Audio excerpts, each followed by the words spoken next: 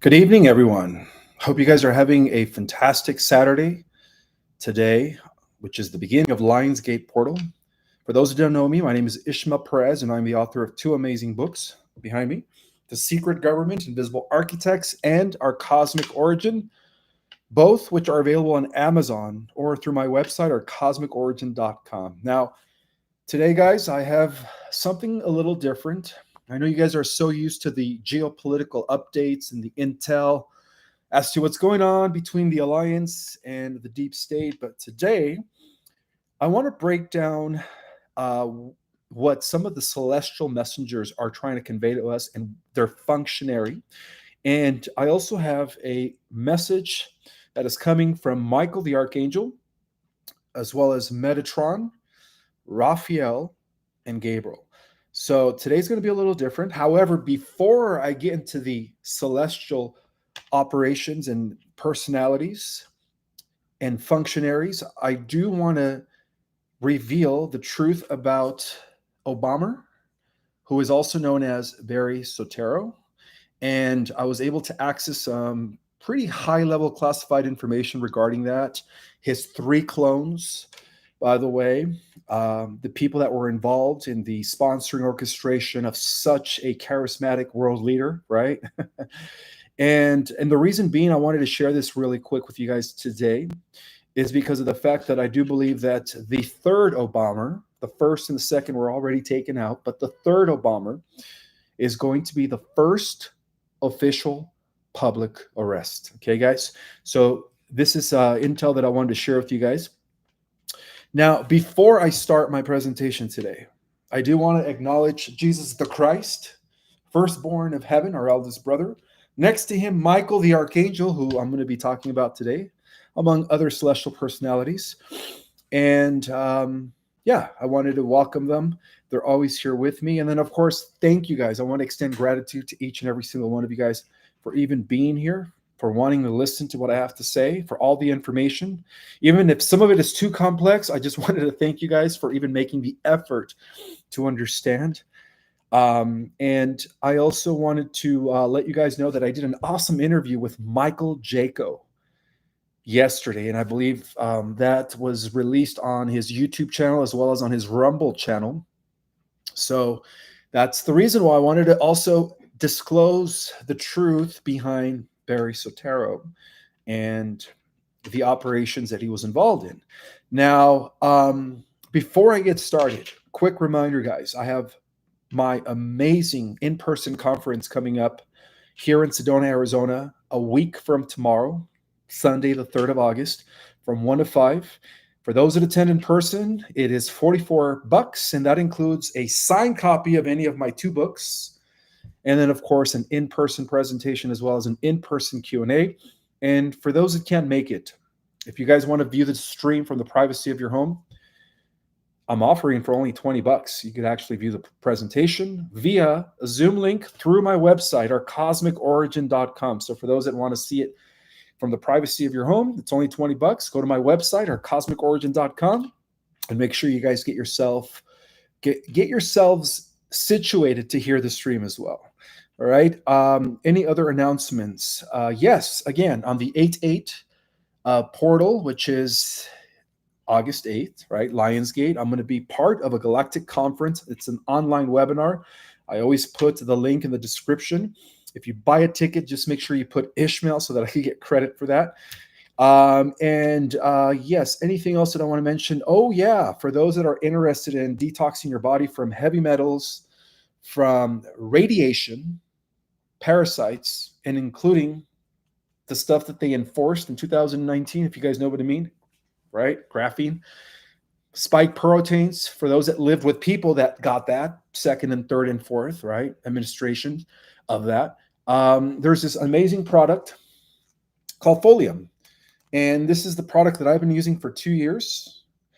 And I strongly recommend it based on a lot of testimonies and reports from people who were on stage 4C, right?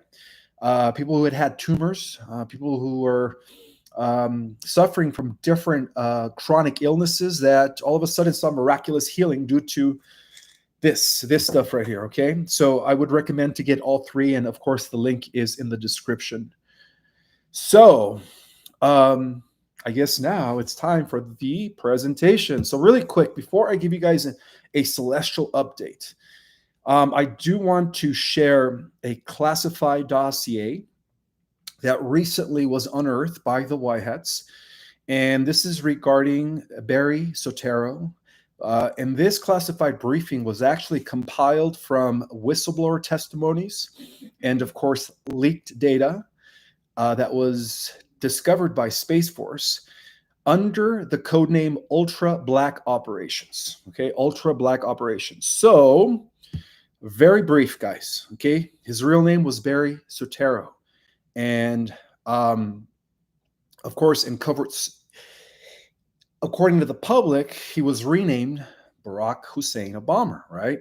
But within private closed doors, they knew him by his real name. Now, we were lied to, right? We were told that he was born in Honolulu, right? 1961. That was the biggest fabrication. And I'll explain who was involved in this big lie, okay? According to this dossier, there are 3 or 2 places of original birth, and one of them was actually in Kenya. There is a birth certificate connecting Barry Soetoro back to Kenya.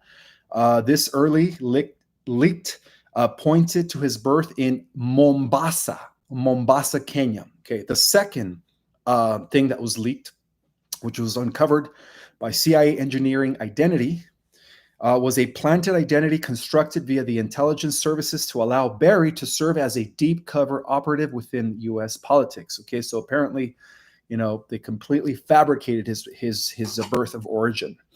The second place that many believe he was actually really born was Indonesia. Okay, and he was adopted by Lolo Soetoro, who was his real father in Indonesia, who legally registered him as Barry Soetoro. Eventually, announcing a U.S. citizenship temporarily for his son. And so his early years were involved training through MK Ultra subprograms under Operation Mockingbird Handlers, using Columbia University as a recruitment front. And he did go there. So Mr. Obama was actually groomed by all 3-letter agencies, including the CFR, the Council on Foreign Relations, and of course the Bilderberg proxy networks, to serve as, of course, a messianic figure in the global theater. Okay, his rise from obscurity to the presidency wasn't by accident; it was all orchestrated, as viewed. That was funded. Are you guys ready by this? By Soros, right, and his networks, by the Chicago Fabian machine, the Trilateral Commission, Valerie Jarrett, and the Iranian intelligence bridge.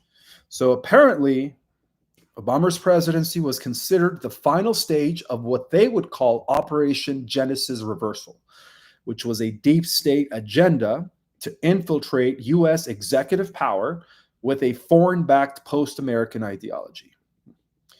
So some of the cloning operations involving the 3 Obamas, which I talked about in Michael Jacob, were under the codename of Project Mere Monarch. Project Mere Monarch.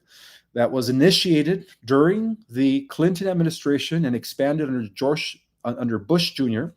That was actually a DARPA biolab collaboration that was tasked with cloning high-value political assets for operational redundancy and media control. Obama was cloned under the Hussein Protocol with the following objectives. The first objective was the continuity of persona for psychological operations, which was a PSYOPs. Clones would be used in foreign summits, high-risk locations, or to influence diplomatic engagements without placing the original asset in harm's way. So apparently there was various clones, but three major ones, okay? Also, for the post-presidency manipulation, clones served as a public figure for media appearances, while the real Obama operates behind closed doors through a secret council that they called the Covenant of 13, and the Invincible Cabinet, which is, of course, the shadow government. Okay, so following JFK's elimination, well, planned elimination, right? He was actually saved by Nikola Tesla and John Trump.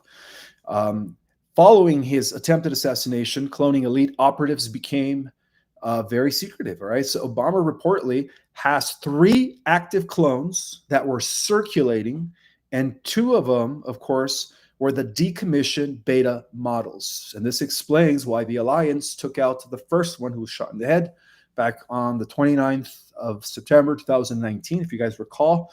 The second one was also taken out I think 2 years later. And now the third one is going to be a model or an example of the first public arrest, okay, as we bring down the deep state. So the first clone was located in the DC headquarters, and he was known as BO Alpha A-1, and he was seen glitching during the Brandon inauguration, where his eyes were flickering mid-interview. The second clone attended a 2022 WEF Summit, World Economic Forum, whose body slightly was taller and speech delayed by 0.7 seconds. And this was in Switzerland, and the clone was known as BO Cam MA-3. Again, I know these are covert names for his clones. And then the third clone was in Hollywood, California, where he apparently participated in an Ellen DeGeneres interview with reported skin ripples during laughter. And this was clone number BO-Delta A-2. So, whistleblower from the Q level of intelligence -87X, who was a former NSA code analyst, discovered that Obama's clones were actually maintained at Site Theta 12, which was a classified underground lab underneath Mount Weather, Virginia, operated by the Office of Biometric Strategy, the OBS, in tandem with foreign lab technicians from Wuhan and Tel Aviv. So Intel disclosure believed that the agenda went deeper. Apparently, Obama's genetic signature allegedly contains exotic markers linked to Project Lotus, a human-alien hybridization program that began in the 1970s. And of course, according to Intel Drop, there was also clone behavior anomalies where certain public Obamers behaved erratically, laughing inappropriately, misquoting their own history, or even forgetting names of longtime assistants. And then also the Obama's Netflix deal, which was seen as a laundering operation to push globalist predictive programming, as well as the Obama Foundation, which was rumored to house an AI-enhanced surveillance system from Palantir that interfaced with clone biosignatures globally, which proves what I've been saying for the last few years, that these clones are more robotic than they are actual clones of flesh and blood, okay? So there was a white hat response to this counter clone operation, apparently, right? That's why they took out the first clone and the second. Now the third one is going to be a public display of arrest, the first public arrest. According to white hat whistleblowers from Space Force Division Theta and under USAF-505 command, the Alliance has tagged all known clones with biospectral identifiers. Apparently they tried doing more clones, but it's not working out for them anymore. They're malfunctioning. I believe Brandon was like on his 6th clone, right? Anyways, the White Hats also have penetrated clone command frequencies using neural disruptor devices. They've also prepared a global reveal during the D-Class Phase 7, exposing the clone operations tied to the Obama legacy. So, it is believed, according to this declassified information, a piece, that the real Obama has been in custody, okay? So what we're witnessing now is a robotic inorganic version, right? Again, he's got multiple clones. And some were actually Again, even though the real Obama was arrested in 2019, not the one that got shot in the head, but the one that was arrested in 2019 was quickly replaced by various variants, inorganic variants, under controlled observation as a cooperation agreement that was negotiated sometime in 2024. And so the White Hats have declassified a lot of deep intel regarding all these operations. And the Obama clone network now stands as a symbol of the artificial matrix that once controlled the different levels or layers, rather, of human perception. Okay, human perception. So I just wanted to share that with you guys really quick because, I believe he's going to be the first arrest. I don't know if you guys have been watching the news in the last few days, but it seems like Tulsi is really exposing and trying to get him arrested. So yeah, it's kind of interesting how it all plays out, right? With how it connects to the Russiagate scandal and the witch, right? Hillary and all of the people behind them, and even the 33 attempted assassinations of Mr. T, right? So all that stuff is now going to be coming forward. Enough information to charge him for treason against the Republic. Okay, for treason against the Republic. All right, so really quick, the Archangels. Now, the Archangels are what many in the esoteric circles call the archetypes, and there are a total of 12. And each archangel is given a certain function, a certain operation. And believe it or not, they're all different functionaries of the one infinite creator. So there are different levels of Elohim. We do live in a 15-dimensional time matrix where all the entire multiverse exists in 15 dimensions, broken off into what I call, or what the Emerald writings called, the 5 harmonic universes. So let's get right into it. So the first thing I want to talk about before I get into the messages that were actually downloaded from Michael, Gabriel, Raphael, as well as Metatron, I do wanted to talk to you guys a little bit about the Elohim, which again are the first level of prime creator breaking off into different functionaries. And that's what they are. They're different functionaries that are working and serving the one infinite creator. Okay. So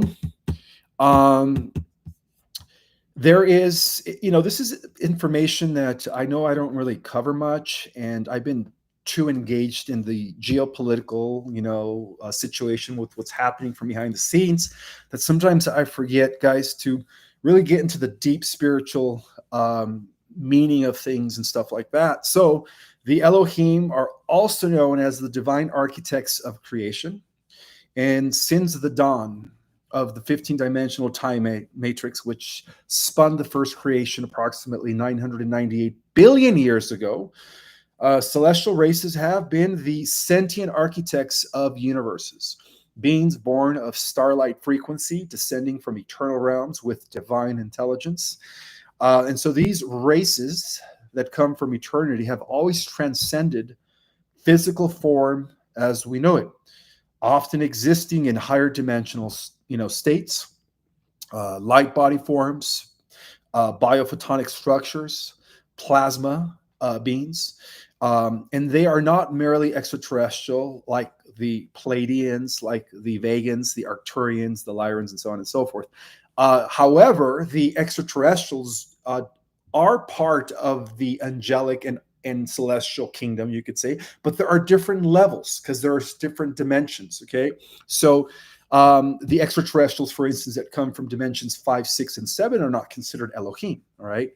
The extraterrestrials that come from dimensions 8, 9, and 10, 7, 8, and 9 are considered archangels. All right. The extraterrestrials that come from dimensions 10, 11, and 12, let's just call them ultra celestials. They are considered the Elohim. Okay. So they are not merely extraterrestrials. When I'm talking about the Elohim, I'm talking about beings that exist in dimensions 10, 11, and 12. For those of you that have taken our cosmic origin class, I don't know if there's any room left, but I break it all down even further, the entire cosmic history and the different celestial functionaries. So they are cosmic citizens of the multiverse, right? They have access to everything. For those that have taken my class, you know what I'm talking about, right? They are what we call level 4 universal civilization, dimensions 10, 11, and 12. And some of these cosmic citizens, you could say, are ancient beyond comprehension. Again, they come from eternity, okay? And others were newly born from the quantum field of source consciousness. And this is where we get into breaking down the different orders of seraphim, supernaphine, oraphim, and so on and so forth, okay? So there are different divisions of these celestial personalities. So these celestial races are the builders. They are the watchers. They are the teachers, right? Even the Pleiadians, fifth dimensional intelligences, answer to these beings. Even the Arcturians, right? Seventh dimensional intelligence answer to these beings. Okay, so they are watchers, teachers, and most importantly, they are protectors of the grand cosmic experiment that is now unfolding on planet Earth. So, in terms of origin and nature, the term Elohim, which we read about in almost every ancient account, right, from the cuneiform writings of the Sumerian tablets to the Egyptian Book of the Dead to even the Bible, and of course the ancient Hebrew, right? They even talk about the Elohim, is often translated as God or gods with an S because Elohim is plural, right, according to the sacred texts. However, in esoteric traditions and galactic libraries, the Elohim are understood to be a highly advanced celestial race. Again, they come from dimensions 10, 11, and 12. Okay, that's where they operate from. And they do have access to all the realities underneath that. So they are part of a collective, you could say, not only are they highly advanced celestial races, but not one being, but a collective of cosmic creators. So they work together with one another. Okay, they are all different functionaries from Prime Creator, breaking off into different aspects of itself. And they do operate directly under the will of what is known as Supreme Source, which is all that is. Okay, this is what many call the one infinite creator. And like I mentioned, they exist primarily in the 12th dimension and in pre-matter fields. In other words, they don't exist in the type of existences where the constructs are made out of crystalline or carbon-based or etheric. They exist in a type of reality where it's pure plasma. So they could literally manifest physical form at will and be everywhere at once if they wanted to. And all of this goes beyond the construct of time, space, and duality. So they could be everywhere at once if they wanted to. And that explains why a lot of us who work with, let's just say, Archangel Michael, who say, well, Archangel Michael was with me today. Well, there are billions of people, or may I say trillions of souls throughout the universe that say the same thing. So he could be everywhere at once, in other words, okay? So these beings are non-corporal light intelligences who just emerged directly from the eternal living light fields, known in some traditions as the Ikasha Ayai, which was the original creation matrix. Now, this was downstreamed in a transmission from the Emerald Order. Okay, this is information that once existed upon the Earth before Thoth corrupted those CDT plates and wrote the Emerald Tablets. So this is information that is now trying to restore itself back to the Earth. So in essence, the era emanations of the supreme intelligence expressing itself through geometric architecture, harmonic resonance, and cosmic law. And there are, like I said, these are these entities, archetypes, high-level celestial personalities, whatever you want to call them, do have different functions and cosmic mandates. Okay, for instance, Michael is known as the protector, right? Gabriel is known as the administrator. Raphael is known as the healer. Metatron is known as the person who builds, right? He's the builder. So the Elohim are known throughout the multiverse as master creators, as architects, and coders of reality. organic reality, that is. And their functions include literally blueprinting galaxies, designing galaxies and stars and planetary systems through sacred geometry and harmonic convergence. Also, DNA seeding, embedding divine codes into the genetic templates of emerging civilizations.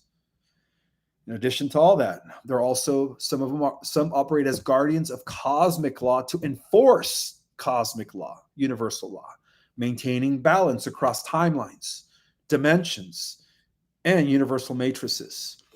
And most importantly, they're also anchors of ascension fields, seeding ascension templates through planetary grids, crystal networks, and etheric temples.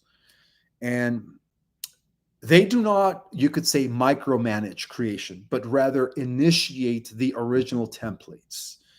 Then they delegate, okay?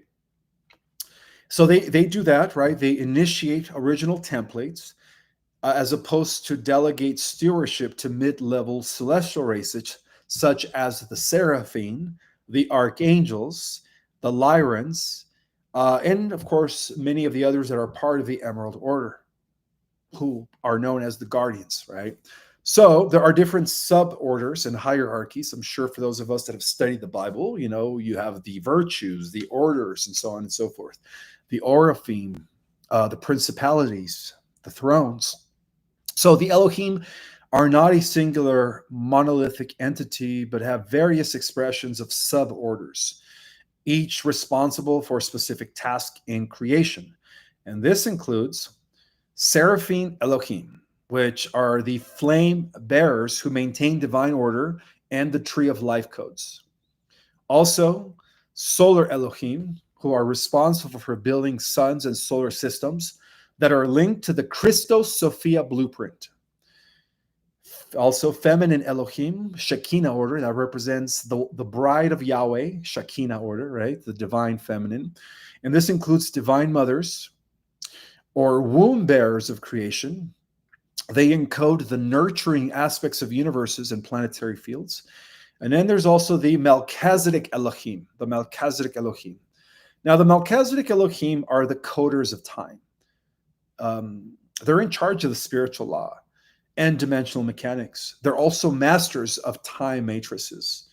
So these divisions are also based on frequency, not hierarchy. It is not a hierarchy, by the way.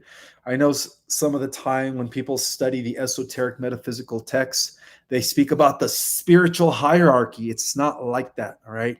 They're thinking in terms of 3D. It's more of a synergy.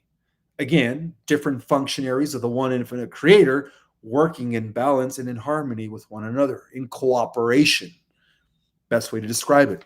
So, all Elohim serve in harmonic unity with the supreme source field, which is, again, all that is. I would strongly suggest to take my cosmic origin class, guys. Okay. Anyways, let's continue here. For those that haven't, of course, my classes are up for grab in August, I believe the 9th and the 10th. So go to my website if you guys want to take either Ascension 2.0 or Cosmic Origin, which breaks not only the origin of all this, but 998 billion years of cosmic history, breaking down the different types and levels of civilizations from type 1 level interplanetary to cosmic and so on and so forth and much more. Breaking down the intergalactic councils, the Council of 9, the Council of 24, the Council of 5, the Council of 12, who they are and so on and so forth. So yeah, go to my website or cosmicorigin.com. All right, let's continue here. So Earth is a special project in the eyes of the Elohim, okay? It is considered a living library, which is a place where the DNA of countless star races was seeded in an effort to resolve ancient galactic conflicts and reunify the fragmented strands of the original 12-strand DNA template. So the Elohim were the primary architects of the Earth's original design, and they designed the crystalline grid system via ley lines, stargates, and pyramidal nodes. And to be more specific, the Karyons, also known as the Blue Avians, were the ones that were in charge of that. They also installed the 12D Christos template, the 12-dimensional Christos template, into Gaia's morphogenetic field, so that when the conversion takes place at the onset of the great solar flash, for those that are vibrating at that level of reality, then you will have access, beyond the 5D Earth all the way to the 12D Earth, if you are a match, of course. And then also they oversaw the first human prototypes in our universe. They were known as the Terranusium races.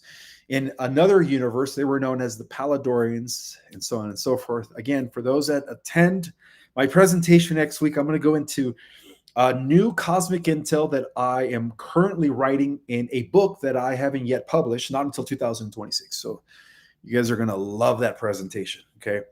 So the Elohim in our universe oversaw the first human creation, which was known as the Terranusian race, that was created in alignment with the law of one, okay? In what we call the fifth dimensional Earth Terra, dimensions 4, 5, and 6, approximately 560 million years ago. And also, the Elohim are in charge of anchoring the original divine blueprint through portals such as Shambhala, Avalon, and Mu. And then, believe it or not, like I mentioned before, part of the Starseed Envoy program, when Mother Earth called for divine assistance from the Celestials, right, knowing that we couldn't break the prime directive of just landing on the White House. So some of the Celestials and some of the Elohim from dimensions 10, 11, and 12 also took the call. And many of them are incarnated on Earth today, could be any one of you, as volunteers, right? So, however, bear in mind that there are more Pleiadians, Arcturians, Andromedans, which are in souls from the 5, 6, 7, 8, and 9th dimension that are here, than those that are from the 10, 11, and 12 dimension, right? I've already mentioned that. Those are a few. And they carry the Elohim soul lineages all the way to, that could be traceable back to the 12D oversoul, okay? And whoever you are acting as anchor points of divine codes, if you are, coming from the Elohim levels of reality, to assist with planetary ascension, okay? So during the fall of Atlantis, the Elohim withdrew much of their presence from the Earth field due to the distortion that took place, right? Because of the misuse of power, thanks to Enki Poseidon, and the AI infiltration, which I talk about in my next book. Their grids were highly hijacked by negative entities during Atlantean times that were aligned with fallen Anunnaki from the Orion Syndicate group, who Enki was working with because of his mother, Dramin. And of course, their synthetic overlords known as the Mitra Animus, okay, who are even above the Draco. So since the 1987 harmonic convergence, which was a beautiful event, I don't know if you guys, for those of us that were awakened in 1987, where I was only like 10 years old, I think, there was this event called the harmonic convergence. A lot of you first seeders that came in the 50s and 40s know what I'm talking about, or even the 60s, right? And that also was not only a special event that completely indicated that the Earth was now re-entering the photon belt, right? But that was also quickly followed by the 2012 timeline bifurcation. And of course, for those that follow the real Mayan calendar, 2012 could be, today, this year, who knows? But the real 2012 was 14 years off, okay? So apparently, due to the 31 Atlas, which I described in my prior live, which was a cosmic sentinel that was sent by the Elohim that are on the planet are getting ready to download their entire higher self, their full 12-dimensional overself, which are going to be the first to activate, okay? And they work very closely with the entire interdimensional Council of Free Worlds, commonly known as the Emerald Order Guardian Alliance, the Christos races that are embedded in Christ consciousness, the Christic races. And of course, they're also known as the solar races and Christos founders, you could say, and they also work with, of course, the ascended masters and the angelic orders. So apparently, the Elohim, both the incarnates and those that are not incarnated, are working together right now to restore the original divine template, correcting the timeline distortion as to why the Orma feline race was able to deactivate the black cube matrix throughout the galaxy, right, through the white tesseract, in preparing the Earth for her 12D ascension path.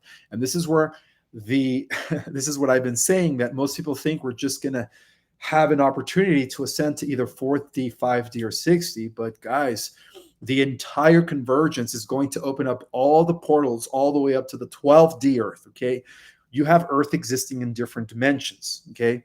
There are different versions of the Earth that exist all the way to the 12D. That's known as the Aramatena Earth, okay? So everything is now designed in preparation for that, for the opening up of what they call the 12 stargates, or the halls of Amenti, right? In order to what? To prepare Earth into re-entry back into the galactic councils, okay? So there are different symbols and languages of the Elohim. The Elohim communicate through sacred geometry, mainly through sacred patterns, right? That explains a lot of the crop circles that have been kind of showing all around the Earth since 1990, in England especially. Metatron's cube, the flower of life, which represents the dodecahedron, which is a higher dimensional Earth. And then, of course, they also use light language, which is encoded syllables that activate dormant DNA. They also work with golden ray frequencies. So you might have heard of like how people that are Sirian souls that have incarnated in human forms are considered blue ray souls, where the Elohim that come from dimensions 12 are actually considered gold ray souls. Okay, so they're here as adepts and as holders of the golden ray, right? Which generates pure, fields of love, compassion, and source energy beyond polarity.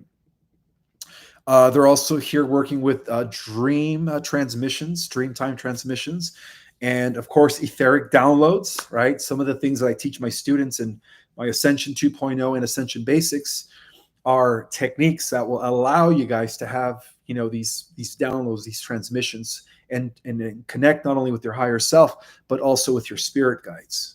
Okay, so some traditions have identified the Elohim energy field as a golden white, silver blue, or iridescent rainbow plasma light. And then contact with the Elohim often results in a deep soul remembrance, energy healing, right? Spontaneous healing, and the awakening of what? Galactic memories, awakening of galactic memories. So they are playing a huge role in the ascension. The Elohim are now orchestrating what is known as the next phase of Earth's restoration, in alliance with the Y-Hats, of course, the Galactic Alliance, and which was, again, prior known as the Galactic Federation of Worlds, before its Mitra infiltration by Enki. And they're also working with the Sphere Being Alliance, who are commonly known as the Blue Avians. And their mission includes seeding the new Earth codes, activating solar local grids, preparing Earth's population for full planetary disclosure, supporting the dismantling of parasitic AI systems, and their presence is being increasingly felt through solar flares. Again, solar flares, these coronal mass ejections, are bringing with them intelligence. They're actually light codes. The solar flares, the CMEs, are streams of consciousness. It is intelligence, guys. All right, and they are communicating with us at the cellular molecular level. And so these solar flares are here to what? Upgrade our crystalline genetics. They're here to enhance our contacts via dreams and and most importantly, DNA awakening, especially among those that are on the front lines of the conscious revolution. So overall, the Elohim are not gods of mythology. They are not gods of mythology. The gods of mythology, again, are the Anunnaki, technically the Nibirians, because even the term Anunnaki could be referred to anything that comes from heaven to earth. So they are our divine ancestors. Okay, for those that are human, for all the human-like extraterrestrial races that exist across the grand creation of the multiverse, that were made in the image of the one, right? All come from Elohim. Okay, so we are descending beings. Again, as revealed in my book, Our Cosmic Origin, we descended from above. Okay, we don't come from monkeys, that's for sure. So as the Earth transitions into a multidimensional civilization, the Elohim return through the activation of dormant DNA. Again, this is what some of the revelations that were encoded in the Sumerian tablets testify to, that at the end of the cycle, a new race of Elohim would not come from the sky, but would emerge from among mankind, right? Could be any one of you. So as the Earth transitions again into this multidimensional civilization, the Elohim are returning not as saviors, but as guides, remaining or reminding us, including the Earth Terrans, that we too are creators and co-creators with the one infinite God. Okay, they're here not as saviors, but as guides, reminding us that we too are creators. Okay, so the time of forgetfulness is now ending. The sacred codes are reawakening. Humanity is remembering its divine origin, and the Elohim, once whispered off in the ancient mystery schools and encoded into ancient temples, are now standing at the edge of our consciousness, awaiting the moment when humanity will once again walk in unity with the stars. Now, so again, the Elohim are the architects of the cosmos, the stewards of Ascension, being some of the most oldest and most powerful races in all of creation, considered to be emanations of creator source. Again, they're different fragments and aspects of the one breaking off into different different fractals. Very similar to when the light, okay, consider source the one light. When the light goes through the prism, it refracts into the 7 colors of the rainbow, right? Well, the Elohim are the 7 colors of the rainbow, and then when you reverse that process, they all collapse into the one infinite creator. So I wanted to use that as an analogy. They are multidimensional light beings who specialize in the blueprinting and seeding of, again, universes, galaxies, star systems, and life-bearing worlds. They are known for their role in the design of the DNA template used in the Lyrian humanoid experiment, which were the original humans in our universe. Okay. Overall, their role as cosmic engineers and coders of divine geometry, the plane of reality. Again, for those that are just jumping on, the Elohim are from the 12-dimensional level of reality and beyond. And their legacy is that they are the builders of entire universes. They are the builders of entire universes, often seen in spiritual traditions as archangels or divine ones. Now, I'm going to talk about the Lyrians, because the Lyrians are also a different category of celestials, okay? Well, the original Adam was Lyrian, the spiritual Adam, our ancestor. And this kind of ties in a little bit with the root races of the earth, okay? There are 7 root races. Right now, we are ending the 5th and about to enter the 6th root race. The Lyrians are often considered the original humanoid celestial race that came from the Lyre constellation. And it is believed that they have existed for millions and millions of years throughout our universe. In fact, the entire galactic human family has been migrating from Lyra for millions of years due to the galactic wars with the Draco. And this is how we ended up in this solar system. Okay. Their civilization laid the foundation for many other star systems, including the Pleiadians, the Sirians, Arcturians, and even the Earth humans, because the Lyrians carry a noble and ancient energy about them, right? The original Lyrians, of course, were a group of felines that volunteered from another universe to help Prime Creator in the seeding and development of the first humans in our universe. And even the avians, also known as the carrions, were a big part of that.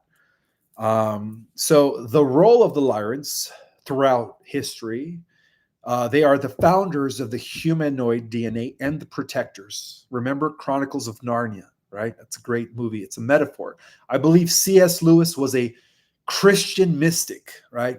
Uncovering all of this information. So the original role of the Lyrians were the founders of human DNA. They were the colonizers of star systems, right? And in terms of dimensions, they operate from dimensions of anywhere from 5D all the way to 9D, okay? And their legacy is to spread across the galaxy before even the Orion War started, okay? For those that have taken my Our Cosmic Origin, you know why they had to flee Lyra, right? You know why they had to spread to other parts of the universe. The next group of celestials I want to talk about, before I give you guys transmissions from Gabriel, Metatron, Michael, and Uriel, I still have to give those transmissions. They're coming up. I want to say that the Arcturians were the guardians of the frequency of ascension. You know, they have been hailing from Arcturus. The Arcturians are master healers and ascension guides. Their energy is characterized by deep wisdom, unconditional love, and powerful technology and spiritual mastery. Well, a lot of the advanced healing modalities that we inherited within the private sector, right, the breakaway groups, SSPs, were given to us by the Arcturians, the technologies of light, beyond the medbeds, the holographic regenerators, the celestial chambers, the cocoon beds. I mean, there's so many of them. And overall, they oversee the development of planetary consciousness and often assist light workers through dream time and telepathic communication. And they are frequency architects. That is their primary role. They're spiritual mentors. And in terms of dimensions, they come from dimension 6 all the way to dimensions 9. And their legacy is that they are the builders of crystalline light chambers and planetary ascension temples. Now, the Andromedans, again, another group of celestials, are highly evolved beings from the Andromeda galaxy, who is our sister galaxy, right? The Milky Way and M31 Andromeda were once jointed. They were once part of a huge supergalactic system known as the M-Way galaxy, and it is believed that they are returning back to that. Okay, so we are currently merging back with Andromeda M31. So they are the defenders of universal law, sovereignty, and organic evolution. And throughout cosmic history, right, as I will be revealing some of the wars beyond Lyra and Orion and Mars Maldukian in my upcoming presentation here in Sedona, Arizona, they were the defenders of universal law, sovereignty, and organic evolution. And then often, of course, clashed with AI-based or parasitic systems. Because they were the first ones to be invaded by the Mitra, okay? I'll get more into the details later. Their culture is in my presentation next week. Their culture is deeply rooted in individual freedom and collective harmony.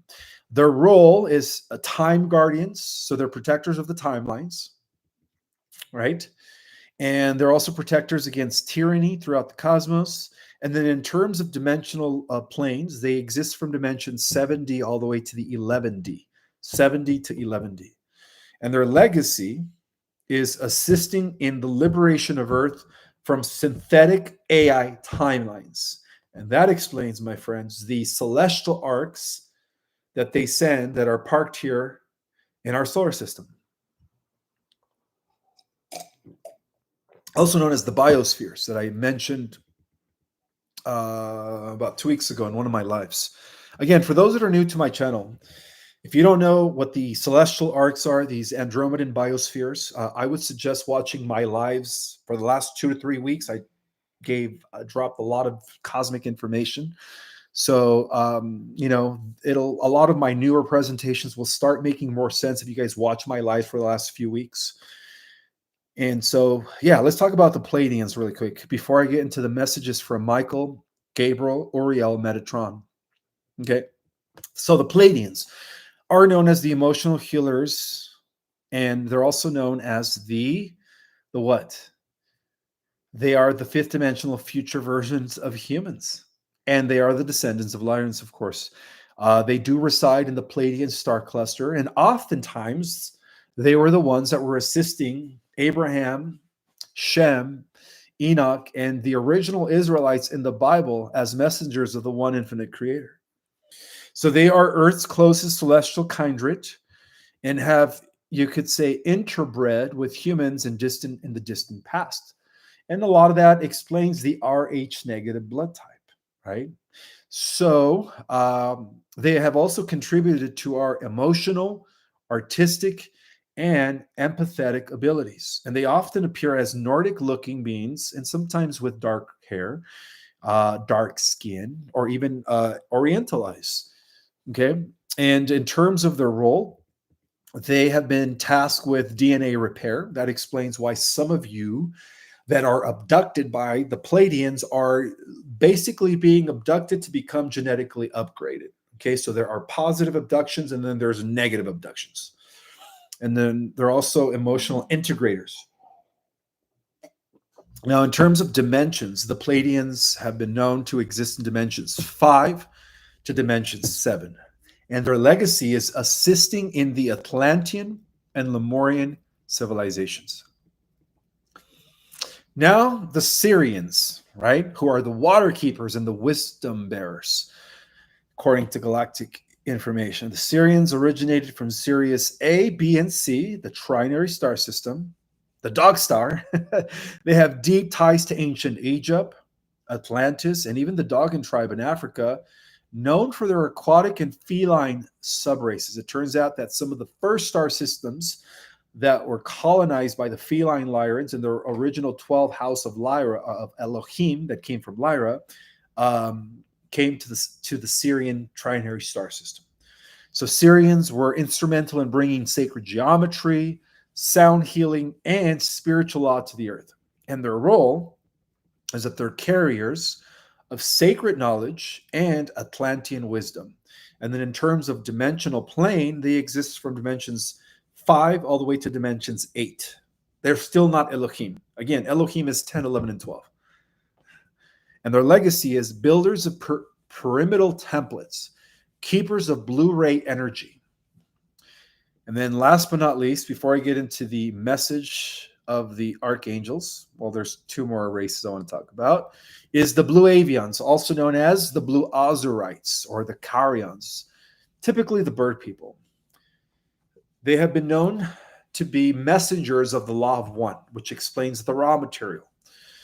Blue Avians are interdimensional beings believed to be a part of the original guardians of the galactic core. That's where they come from. They're part of the metagalactic, what do they call it? Metagalactic core. I think that's what they call it.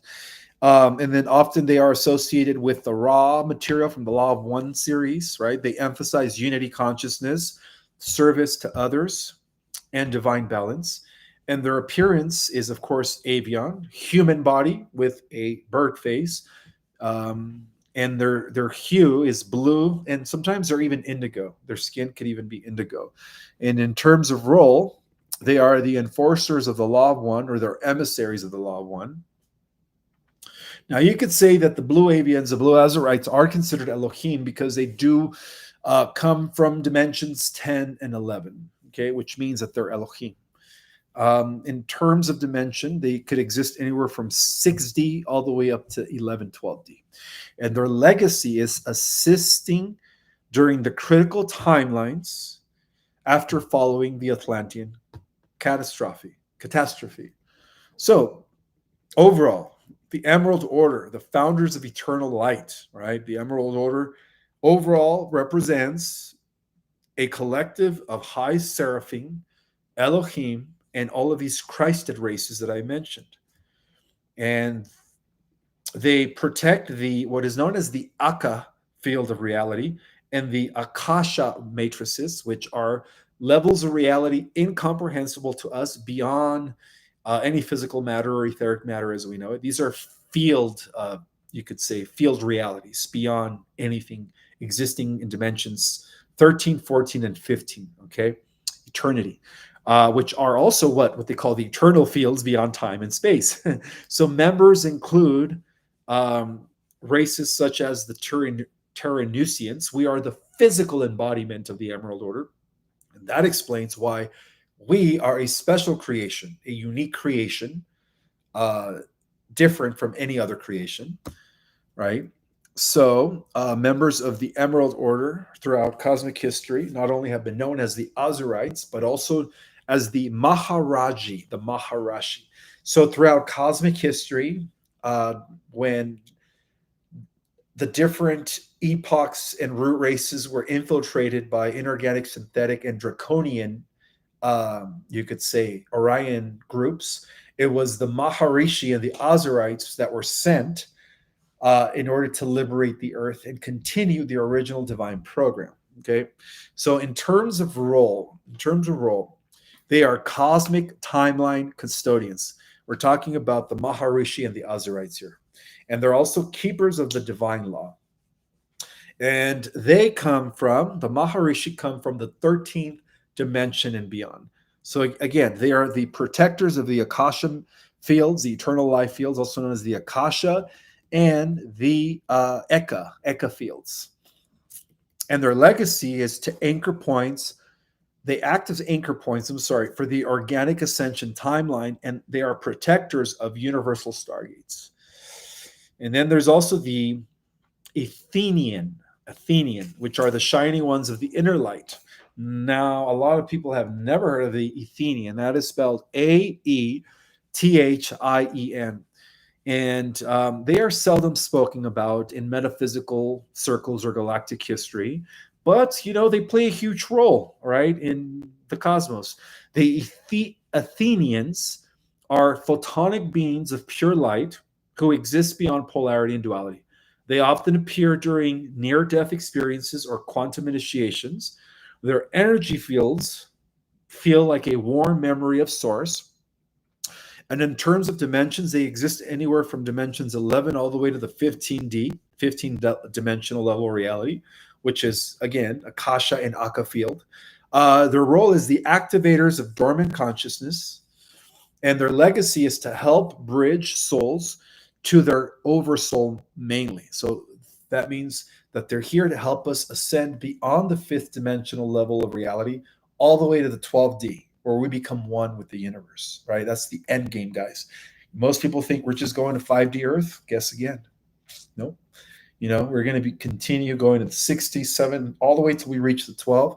And then because we are a unique creation for the first time in cosmic history, well, guess what? We're going to be able to go into the 13th dimension, which is the Aka and the Akashic fields levels of reality, while maintaining our physical form. That's kind of cool, huh? That's how different and unique we are. Hon, can I get a little bit more water, please? Oh, yeah, I was wondering when Thank you you. were going to run out. So their legacy is to help bridge souls to their oversoul. Okay, now humanity and the Celestial Alliance. The celestial races are not merely distant cosmic species, right? They are our ancestors. That's where we come from. They are guides. They never claim to be gods. They are protectors, and they have future selves, and they have past selves, right? 3D, us coming into 3D incarnation is us coming back into the past. And then many of us carry the soul codes or lineages of these celestial beings.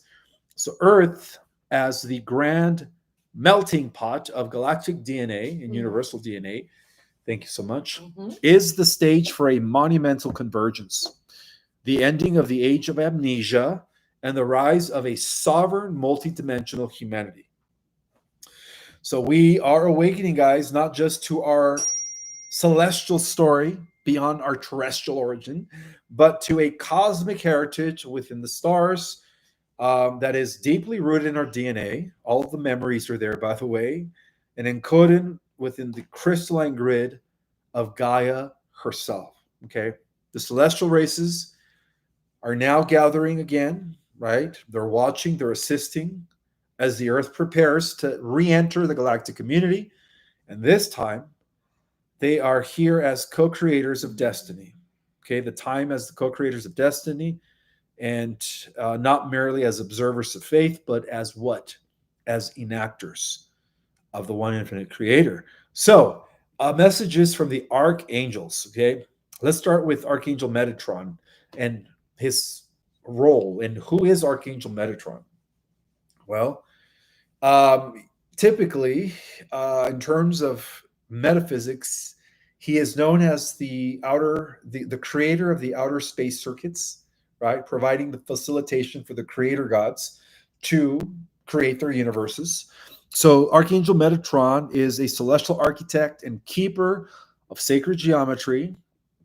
He speaks with cosmic clarity, and he says that we are all carriers. This is his main message, that we are all carriers of the divine waveform. The light codes are encoded within all of our DNA already.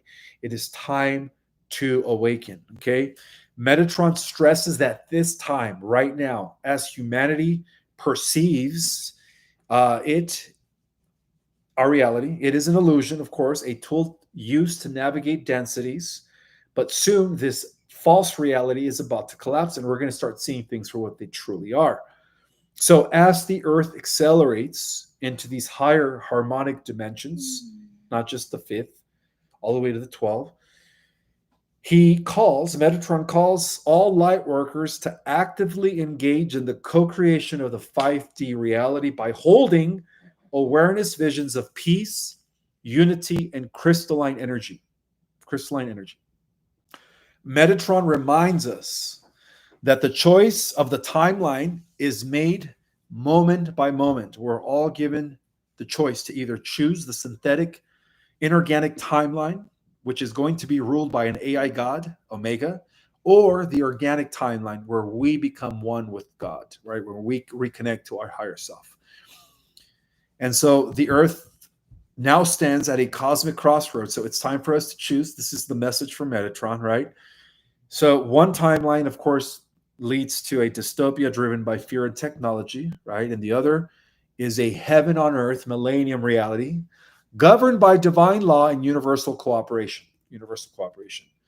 So Archangel Michael, the warrior of the lights, stands with us in turbulent times. And yes, believe it or not, guys, Archangel Michael is ahead of the command. He's ahead of the Ashtar command. He's ahead of the interdimensional council of free worlds. So he presides over every commander within the Galactic Alliance. Michael is at the head. And he is the Earth's protector, commander of all celestial hosts. And his message is about empowering through peace and internal mastery. We become empowered by what? By establishing eternal peace where nothing can shake us. And that in turn leads to what? Internal mastery. And this is what I teach in Ascension and Ascension 2.0. So in his message, Michael, who is the warrior of the light, the head of the command, the Galactic Alliance, he's above all, okay? He calls on spiritual warriors, all of you guys are all spiritual warriors, not to take up your swords, but to embody peace as the weapon of the future, because the ultimate weapon is in our DNA, right? And he also reminds us that light is kindness in action. And he proclaims that our mission is not to destroy darkness with violence, but to dissolve it with the radiance of truth, love, and courage. Michael describes the intensifying solstice energies as a planetary detox, which is what's happening right now as we end the Kali Yuga, the Dark Age, and so many other cycles that are sweeping away the illusion and steering the heart chakra of the Earth, okay? Michael's guidance centers around self-discipline, heart coherence, and service without ego. And as the Earth is flooded with solar light and galactic frequencies, Michael reminds us that the role of the light warrior is not to fight, but to hold the highest vibration regardless of outer chaos. Now, Archangel Gabriel, the celestial administration, firstborn of Michael, adept and holder of the 13th cosmic ray, the return of the divine feminine, Yeah, this is his message. Gabriel wants us to honor the mother goddess, okay? The restoration of the sacred divine feminine. So, Archangel Gabriel, the trumpet of divine truth and messenger of God's design, offers a powerful and timely message, which is the missing link to bring Earth into balance, which is what? He's emphasizing on the awakening of the divine feminine, guys, as the key to the Earth's transformation. This is the return of Sophia.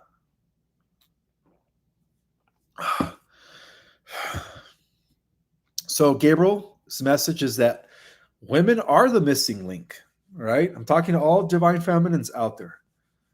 Gabriel declares not through denomination, but through spiritual recalibration. Gabriel speaks of the return to internal power, emotional intelligence, and compassionate leadership, energies that have long been suppressed but are now essential to restoring harmony between humanity and Gaia. Gabriel also transmits a message of creative sovereignty, reminding all souls, regardless of gender, that the feminine archetype lives within all of us also. It is through nurturing, intuition, and receptivity that the new world is seeded. Now, a message from Archangel Uriel, whose message is returning to the true earth. Archangel Uriel, all right, Archangel Uriel. The flame of illumination and wisdom brings this message, a return to the true earth from Archangel Uriel. And this was delivered as well. He invites humanity to remember why we incarnated during this unprecedented time. Okay. He says that you are all here by choice. Every single one of you chose to be here at this time, which is true. As expressions of what? Of source in physical form. All of you guys are reminding us, Archangel Uriel, that we all came with God in us to embody it, all right, and to express it.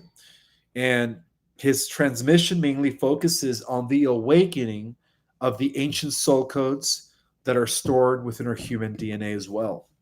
And these codes are now activating, bringing truth of waves of peace, love, and divine remembrance. Uriel affirms that the earth is not merely ascending, that she is actually returning to her original blueprint as a galactic archive, a sacred experiment of unity consciousness. The Earth's electromagnetic field is aligning with higher galactic harmonics, and only those who anchor into a heart-based frequency will thrive in the new Earth paradigm. Okay, that is the message from Uriel.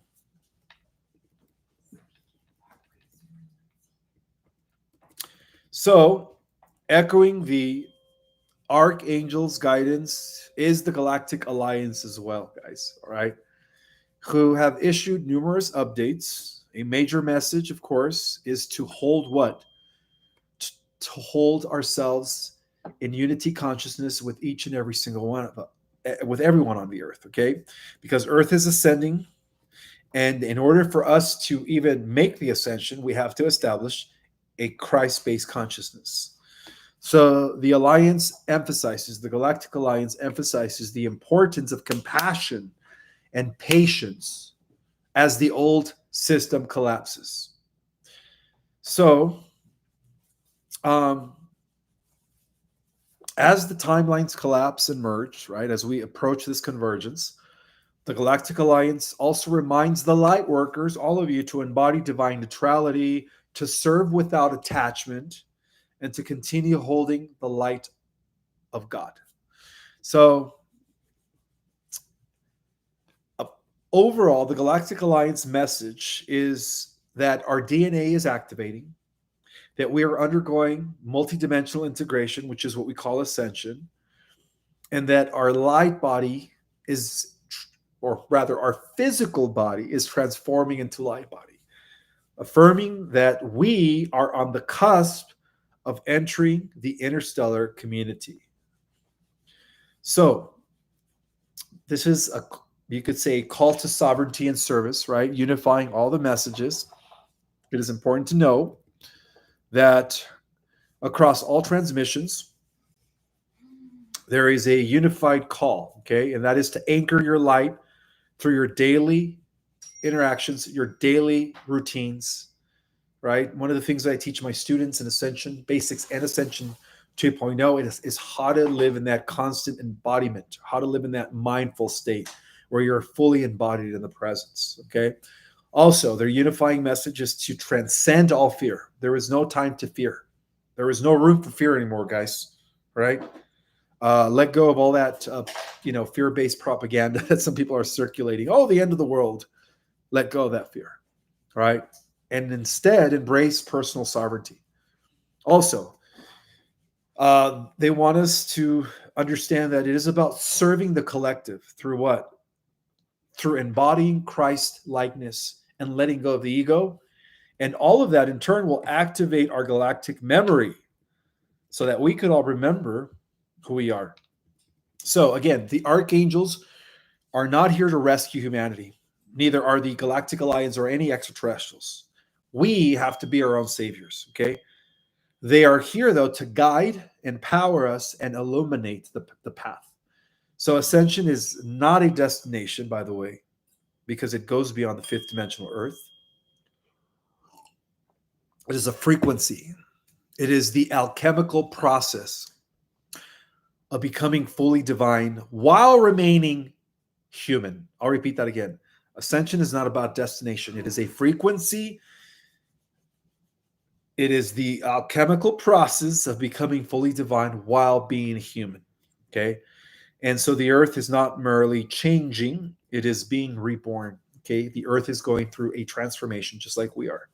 So as the veils thin, the celestial realms are ever yet closer to us, whispering ancient truths into our hearts. We just have to be open for that, right? The messages from the Elohim, the Archangels, and all the different celestial races, the Galactic Alliance, are all clear now that the time is now, right? The ascension is real, guys. And as we are activated, we continue to hold the vision. We have to trust the process. And most importantly, guys, we have to be anchor points and we have to radiate the light. We have to radiate the light.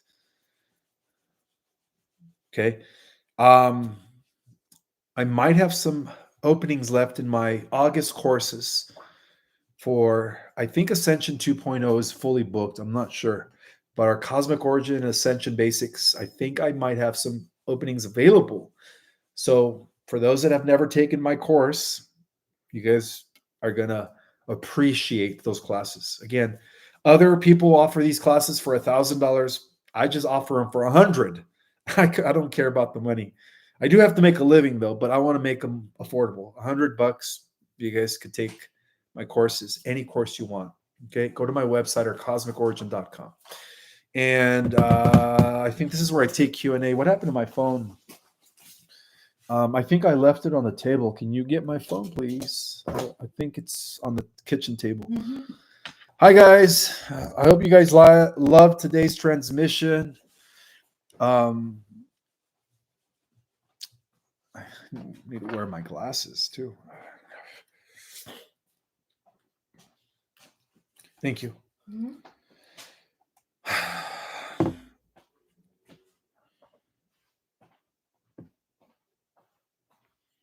All right, here I am. I'm going to take some Q&A now. Make sure you guys type your questions in capital letters so that I could bypass the chat.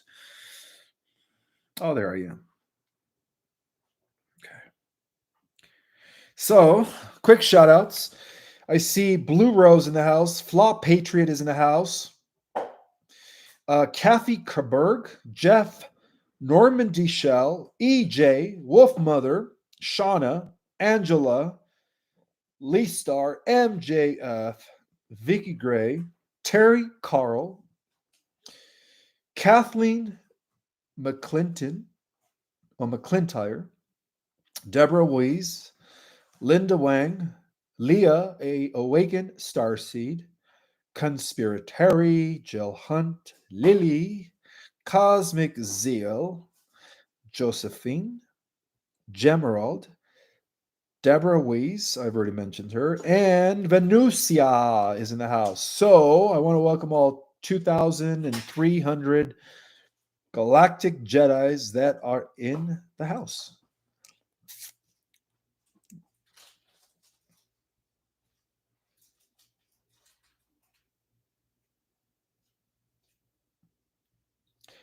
Thank you, Starcadian. I do want to acknowledge Starcadian for always being here. Always. Thank you, brother, so much for being my moderator, keeping the chat in high frequency. Appreciate that, brother. I want to just give a shout out to Wolfman, who is in the house. I know he likes to work out. He's a buff dude. What's up, Wolfman88? Good seeing you here, brother. Project Skyfalls. All right, question. Ishmael. Will our bodies return to the original if we have had surgeries like gastric bypass or dental work? Yeah, absolutely. Yes, yes, yes. Your bodies will be returning to the original 12-strand DNA Terranusian blueprint. So even if you have had surgeries, even if you have, thank you for the super chat, synthetic like legs, teeth fillers, all that stuff's going to be gone. Thank you so much, Emma, Time Cat and Friends, for her super chat. She says, when will we have the ability to regrow our teeth? The current dental technology and system is outdated to the point of being barbaric. Well, with the Ascension, as you become restored to the original body, like I said, everything's going to be restored. Your organs are going to be regenerated, your body's going to look younger, and you're going to live much longer.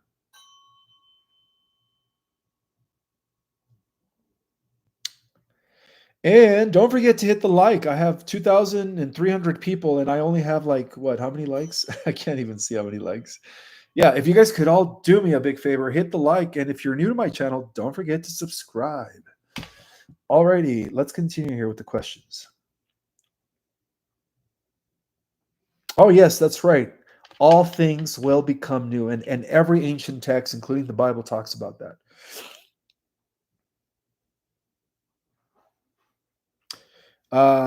So Ishmael, the original Obama, has been taken out, or is he still alive? Well, the original one was taken to custody. One of them was shot in the head. And the third one is going to be the first public arrest.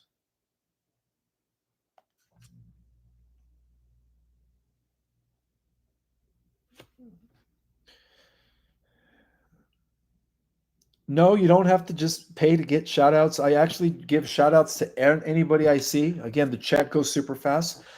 So I want to give a shout out to ACK in the house. Welcome so much, ACK, for being here.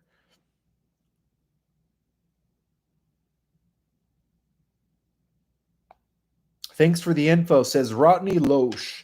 Oh, you're welcome, brother. Oh, welcome.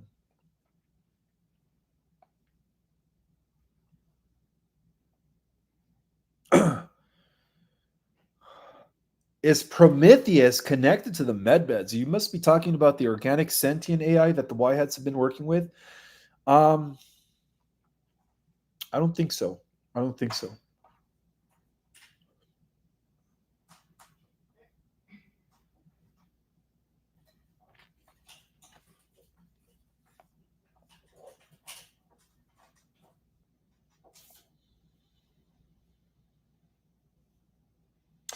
Again, as a reminder, guys, my in-person event is coming up here in Sedona, Arizona.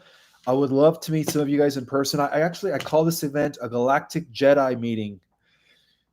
A Galactic Jedi meeting. So if you guys go to my event for $44, you get a signed copy of either The Secret Government or Cosmic Origin. And most importantly, you guys get to ask me questions in person. So it's going to be cool. From 1 to 5 at the Global Center for Christ Consciousness in Sedona, Arizona. And again, for those that can't make it, I'm offering the stream for only $20 via my website or cosmicorigin.com. All right. Thank you so much for the super chat from Nathan Taylor. He says, what do the emerald beings look like? Very good question. Well, when they materialize physical form, they look human or bird-like or feline-like. I've never heard of an emerald being, Elohim looking reptilian or amphibian, although they could manifest any form they want. But technically, what they do is they materialize a form that is very similar to the particular race that they're trying to meet or make contact with. But overall, they are human. They look human in physical form. Good question. But bear in mind that they're also formless, right? They are plasma beings. And for those that have taken our cosmic origin course, you know what I'm talking about, right? Plasma beings. They are beyond crystalline genetics.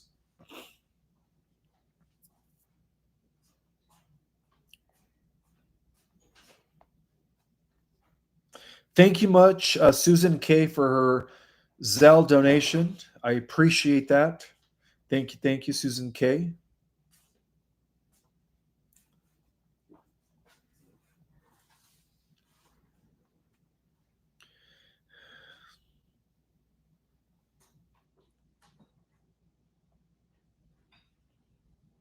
Nicole Dominic says, can you address my super chat? I don't see your super chat, Nicole. I don't see it. Thank you, Death to Life Portal. Thank you, thank you.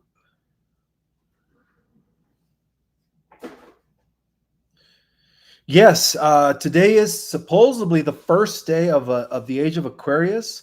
It is believed by Mayan scholars that the 13th Baktun, which began in 3114 BC, I think, ended yesterday. And today, a new beginning. We're entering the fifth world. So, according to Mayan scholars, right, this is the first day of the age of Aquarius. Kamai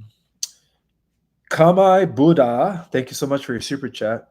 Anchor, what is an ancient temple built as a map for the universe? Angkor Wat. Angkor Wat, yes, that is correct. The ancient temples were not only maps built for the universe, but they were also harnessing, built on, where certain ley lines cross, creating natural interdimensional doorways. So they were also built on that.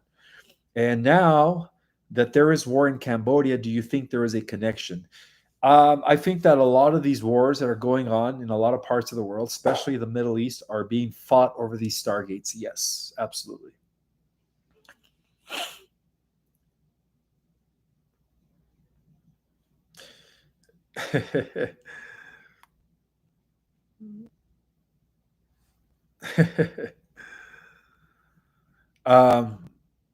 Ishmael, do you do anything special during the Lionsgate opening starting today through the 12th of August? I mean, I didn't do anything out of the ordinary. I taught my classes today. I teach Saturday and Sunday. So, it's just, it's the Lionsgate, the beginning of the Lionsgate. So tomorrow is the beginning of Lionsgate. Somebody saying it's tomorrow. Okay. Today, 26.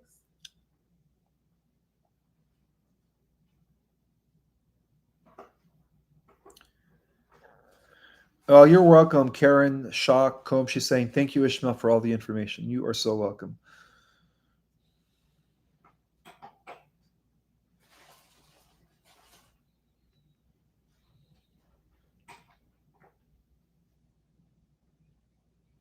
Thank you so much, Vidmer, for your super chat. He says, hey, Ishmael, thanks for everything info you do. You're welcome, brother.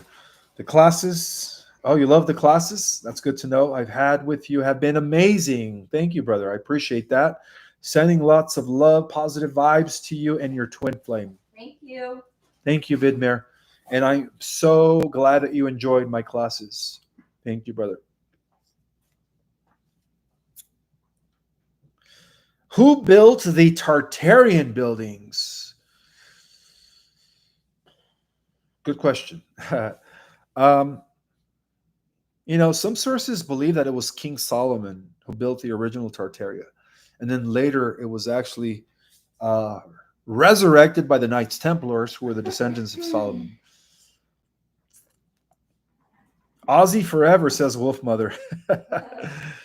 Yeah, according to Cheryl Osborne, who was Sharon Osborne, thank you, who was Ozzy's wife, she revealed that he was always a believer in Christ, and even before he died, he confessed that Christ was, his savior. So that explains why Ozzy Osbourne always wore the crucifix, right? And that explains, if you guys listen to his lyrics, I mean, a lot of his lyrics were exposing Aleister Crowley, Mr. Crowley. Remember that song? Generals gather in their masses, just like in their what? Just like witches at black masses. He was exposing the dark rituals, the satanic rites, all of that. So a lot of people who used to listen to Black Sabbath thought that he was the Prince of Darkness, but he was a true Christian trying to expose all the stuff that was going on, the dark rituals and all that stuff. All right, enough of Ozzy Osbourne. Next question. Jackie Baby, thank you so much for a super chat. Ishmael, do you think that the first arrest will happen this year? Absolutely. Yes. Again, I don't know if you guys have been listening to what Tulsi, is it Gabbard? Tulsi Gabbard. Tulsi Gabbard has been exposing lately, but she's pretty much spilling the beans on Obama. And again, for those that are just jumping on or decided to join the live midway, don't forget to watch this live from the beginning. I disclose the truth about the different clones and the different operations that were orchestrated and designed by the cabal regarding Obama and his real name, Barry Soetoro.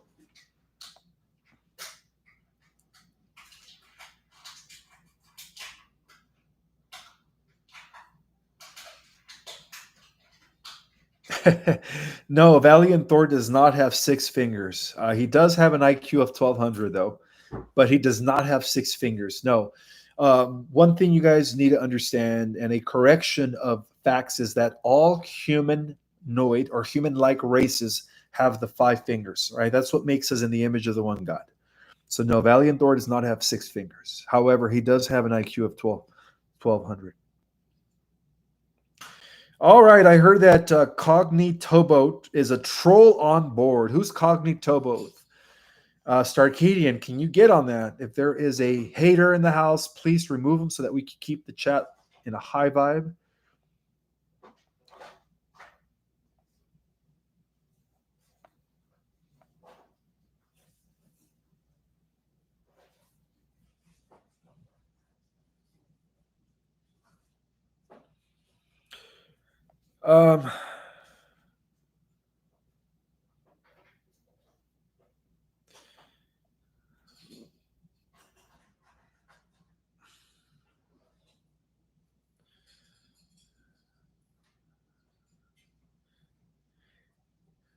I'm looking for questions, but I can't find any. I just see you guys talking among yourselves. All right, this is a question from Nathan Taylor. Thank you so much for the super chat. He says, "What happens after 1,000 years? War with Ahriman, right? Or Aramis?" I think he meant to say Ahriman and Animus all together. Yes, we do win that war, and we have already won that war, and that explains why we're still here. Because if the Ahriman Omega would have won that war at the end of 1,000 years, we would have all erased by now. Okay, so yeah, we've definitely won that war.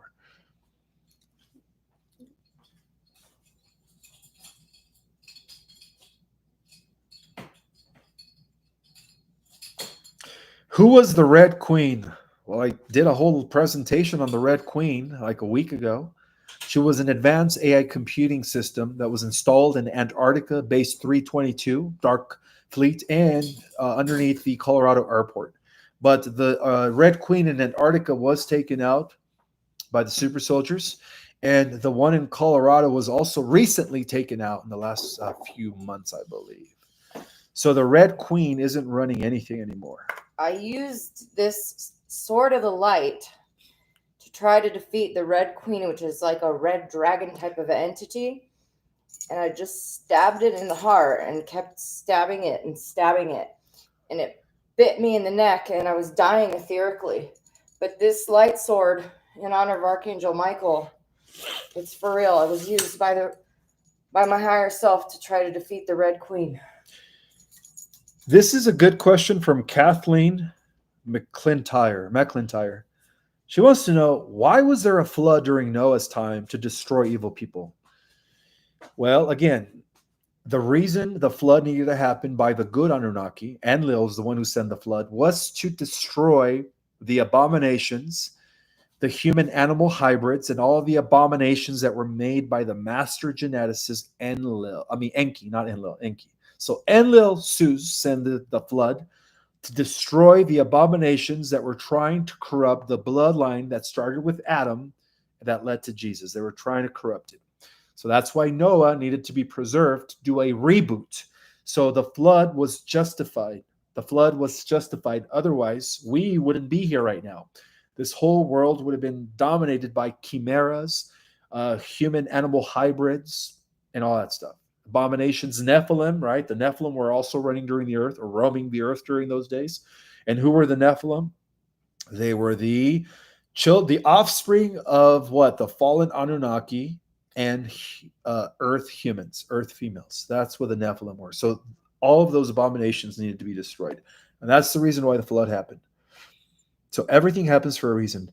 Thank you so much, Canadian Jedi, for your super chat. Would we be concerned as your disciples considered? No, I don't want any disciples. No. No, not at all. You are all your own saviors. Each and every single one of you guys has an oversoul, a Christ oversoul. All right. I'm just here as a teacher, not as nobody's master. You are your own masters. All of you guys are. All right. Don't see me as, let me be my own master. You be your own master. How's that? Okay. And thank you for your service. Oh, you're welcome. You're welcome, brother. Thank you. I appreciate that.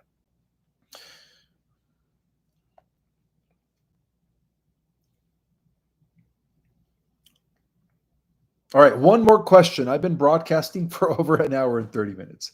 One more question. Ishmael, who was Lilith? Lilith. Oh, yeah. Lilith was actually a human reptilian being, part draconian, part human, Anunnaki. And she was the one that was actually, some believe that Lilith was the one that was sent to deceive Adam. Adam's real soulmate and real twin flame was Eve, not Lilith. So many believe, according to esoteric secret knowledge, that Lilith was from the dark side and was sent to deceive Adam. Okay. Let's see. Anything else? Any other question? One more question, says Sylvia Vidal. Okay, one more question.